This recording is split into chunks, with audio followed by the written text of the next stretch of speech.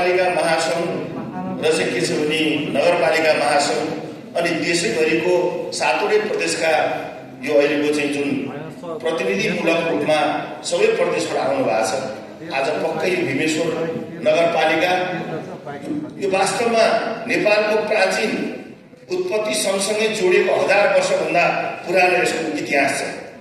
यो एउटा नेपालको तिब्बतसँग जोड्ने प्रमुख व्यापारी नाकाको रूपमा पनि यसलाई हामीले बुझेका छौँ, सुनेका छौँ र वास्तवमा यसको इतिहास पनि छ।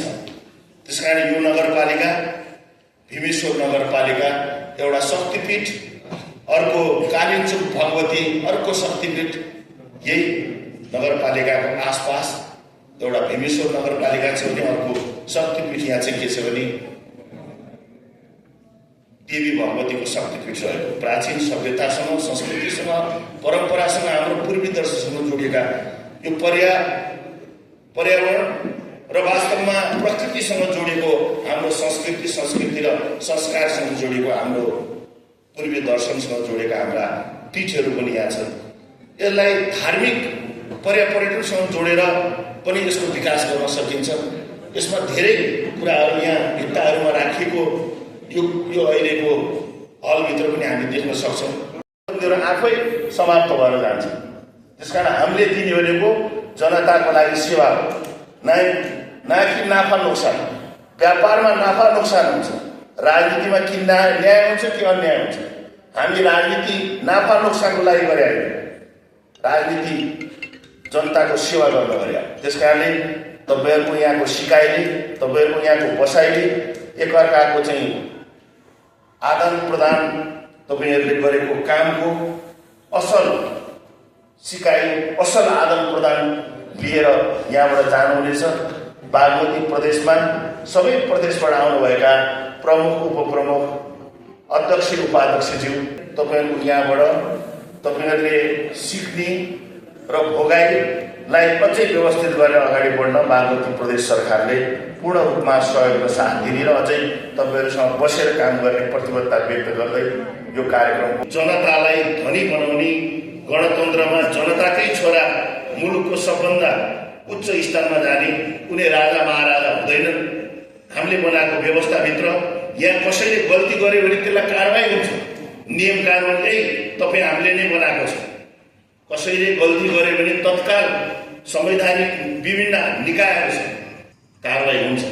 तर राजा महाराजाको व्यवस्थामा, तानाशाही व्यवस्थामा, त्यस्तो व्यवस्थामा कारवाही हुँदैन। यहाँ त भूगोलमा कहीँ अप्ठ्यारो परेको छ। यो समावेशी व्यवस्थामा सबै भूगोललाई समान रूपले अवसर दिएर अगाडि बढाउने हो। त्यही भएर अर्को कुरा, हाइड्रो निजी क्षेत्रले तयार गरेको छ, सरकारले अवसर दिएको छ। भोलि प्रदेश सरकार र स्थानीय मिलेर पनि त्यस्तो कुनै हाइड्रो हामीले सहकार्य गरेर आफ्नो आम्दानी बढाउन सक्छ। आम्दानी बढाउने आफ्नो भूगोल अनुसार के गर्दा बढ्न सक्छ। तपाईँहरूले विशेष गरी बागमती प्रदेशका पालिकाका साथीहरूले तपाईँहरूको आम्दानी बढाउन प्रदेश सरकारले के सहयोग गर्दाखेरि, के आर्थिक रूपमा हामीले केही तपाईँहरूलाई रकम सहकार्य गरेर दिँदाखेरि तपाईँहरूको क्षमता वृद्धि भएर भोलि अन्तको मुख ताक्नु नपर्ने के गर्दा हुन्छ त्यो गरौँ र हामी सँगसँगै बसेर काम गर्न सक्छौँ। विशेष गरी बागमती प्रदेशका नगरपालिका र गाउँपालिकाका सबै अध्यक्ष, उपाध्यक्ष, मेयर, उपमेयर र बागमती प्रदेश सरकारको एउटा हाम्रो अन्तर्संवाद कार्यक्रम हामी छिटोभन्दा छिटो, हाम्रो मन्त्रीजी पनि यो हुनुहुन्छ, साँची राखेर भने सबैलाई भने कि म चाँडोभन्दा चाँडो एउटा अन्तर्संवाद कार्यक्रम के गर्दाखेरि राम्रो गर्न सकिन्छ त्यो बारेमा पनि गर्ने प्रतिबद्धता व्यक्त गर्न चाहन्छु।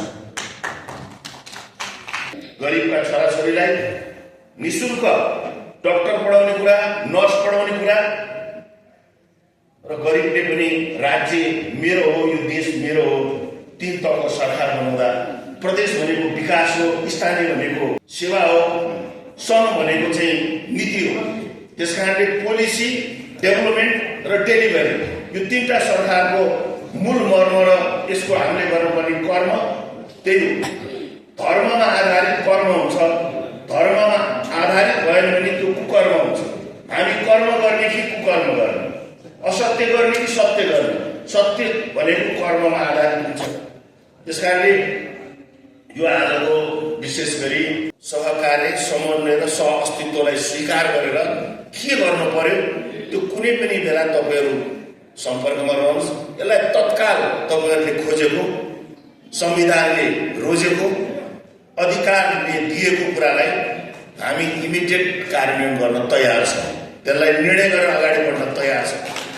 किनभने अहिले काम र निर्णय र काम सँगसँगै गर्नुपर्छ। त्यो कुरा तपाईहरूले राम्रैसँग बुझ्नुपर्छ। अहिलेको परिस्थिति किन निर्माण भयो? निर्णय र काम सँगसँगै भएन, कुरा र व्यवहार मिलेन। अहिलेसम्म कुरा धेरै भयो, भाषण धेरैले गरे, नेता धेरै आउनुभयो जानुभयो। स्थानीय तहमा जसले राम्रो गर्छ त्यो राम्रो गर्यो भने त्यो पार्टी र त्यो व्यक्तित्वलाई पनि राम्रो हुन्छ। जसले हामीले दिएका प्रतिनिधि जो हुन्छ न त्यो पार्टी न त्यो चाहिँ के छ भने प्रतिनिधि, उहाँले गलत गर्दाखेरि एउटा यो चाहिँ के छ भने व्यवस्थामाथि नै अहिले चाहिँ के छ भने अहिले चुनौती आएको छ। एउटा स्थानीय तहको वडा अध्यक्ष, स्थानीय तहको मेयर, उपमेयर, पालिकाका अध्यक्ष उपाध्यक्ष र प्रदेश सरकारका मन्त्री र मुख्यमन्त्रीले ठिक ढङ्गले गरिबको पक्षमा, विशेष गरी जनताको पक्षमा, न्यायको पक्षमा, विकासको पक्षमा हामीले काम गर्न सकेनौँ भने त्यसले समस्या खडा हुन्छ। त्यो समस्या अहिले आएको कारणले अकल्पनीय एउटा परिस्थिति निर्माण भएर अन्तरिम सरकार बनेको बुझ्नु भएको छ।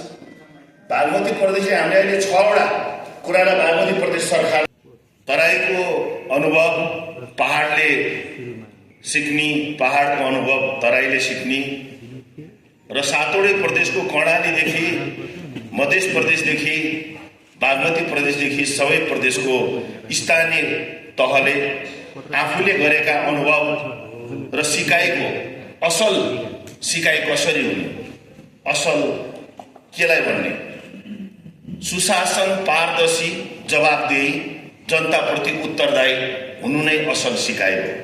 त्यसका लागि के गर्ने?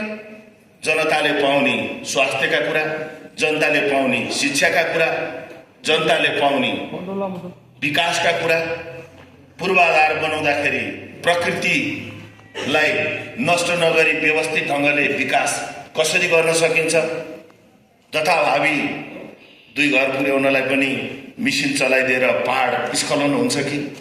हाम्रो असल सिकाइ के हो? राम्रो असल सिकाइ के हो?